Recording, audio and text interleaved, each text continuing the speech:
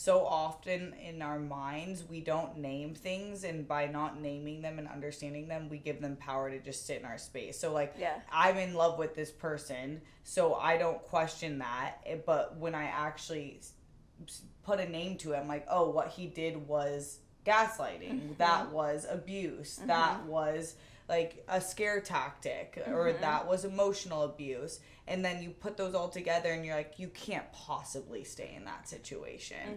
And then once you're able to move out of it, I, celebrate the day that I mark as the day that I left, because hell yeah, Steph. Like, are you kidding me? Yeah. We should be proud of ourselves for doing the little things like that, that are really hard, but that will be better for our futures. Yeah, and you just now, from that, you went in this direction, went with all of this like gust of invigoration essentially, and threw it into this amazing career of yours, like breaking down barriers, like really getting to talk about hard things and be around like such amazing people, daring greatly, like being in the fucking arena. Like how do you feel now? Because you're what, 2 years out? 2 years. 2 years out. Yeah. Amazing. I mean, life is hard and things are still hard and challenges still come. But the fact that I was able to do that, and everyone can have something. Everyone's gone through something. So it's important to recognize where you came from and the things that you've gone through. And then when you leave space, create space by eliminating something that was there, and you create space for something that you truly are passionate about, that makes you feel human and alive, and that makes you feel like this is why I'm here. Yeah. You're just so grateful that you did those things for yourself. Yeah. So it's just like, I've created this space for me to be with the people that deserve to be around me, to do the things that I love. And then, like we said, back to like changing your relationship to fear and shame. Like, sometimes I get embarrassed, but I never let my second thought be embarrassment, because for who? For why?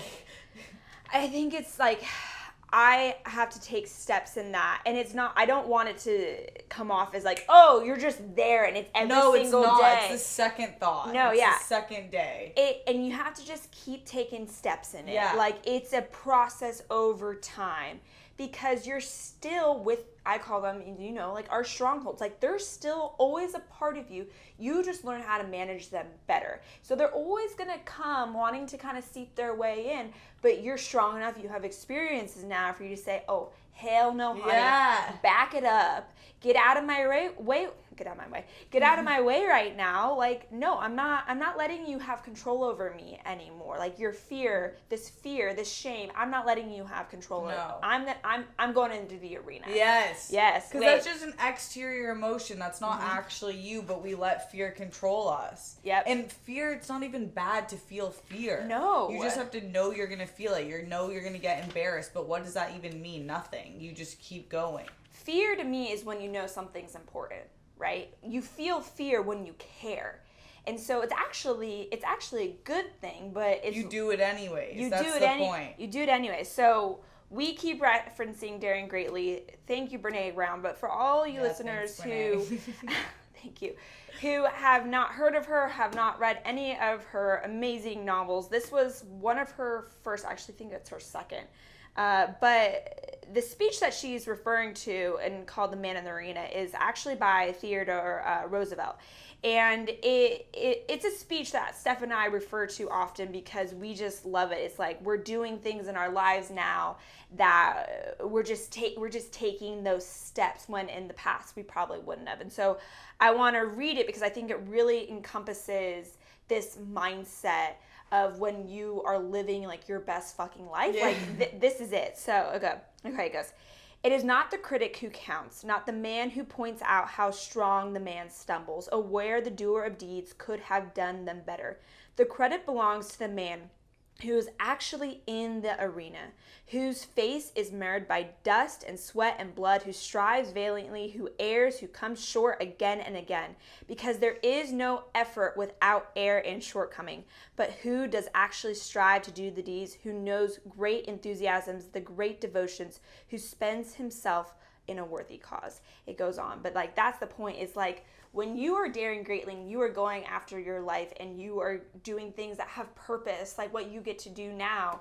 And for myself, I think it's like in my writing, it's like you are going to fail.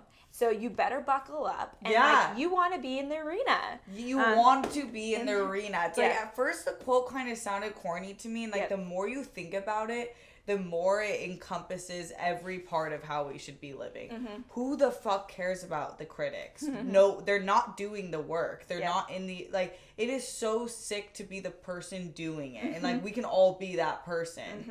And they don't matter at all. And then when you see like, oh, failure is not even a bad thing. It's like just a stepping stone. Yeah.